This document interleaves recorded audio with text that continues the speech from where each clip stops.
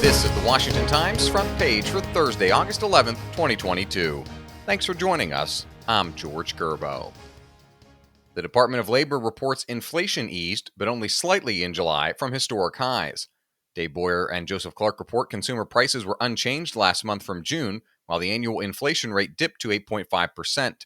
June's level of 9.1% was a 41-year high. Falling gas prices helped keep inflation from rising. The unchanged month-to-month gas price data was the lowest in 2 years. The core consumer price index, which doesn't include volatile food and energy prices, has still been running hot at 6.8% over the past 3 months. The costs of rent, groceries, and electricity all increased last month. It's been 1 year since the final U.S. and foreign combat troops left Afghanistan after 2 decades of war, and critics say it's jarring, but not at all surprising, that the country has fallen so far backward so quickly. Ben Wolfgang reports the Taliban's second round of power looks eerily similar to its first in its brutality, discrimination, and its inability or unwillingness to keep the world's most wanted terrorists out of the country.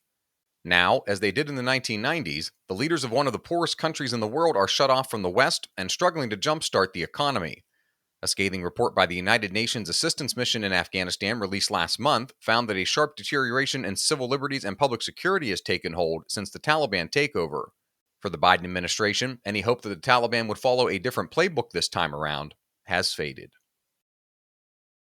A former FBI agent says the politicization of the Bureau began under former Director Robert Mueller, who transformed it from a traditional law enforcement agency into a counterintelligence powerhouse in the wake of 9/11.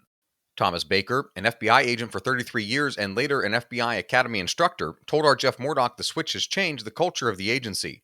He said law enforcement agencies deal with facts, but counterintelligence organizations are more willing to bend the rules to appease political interests.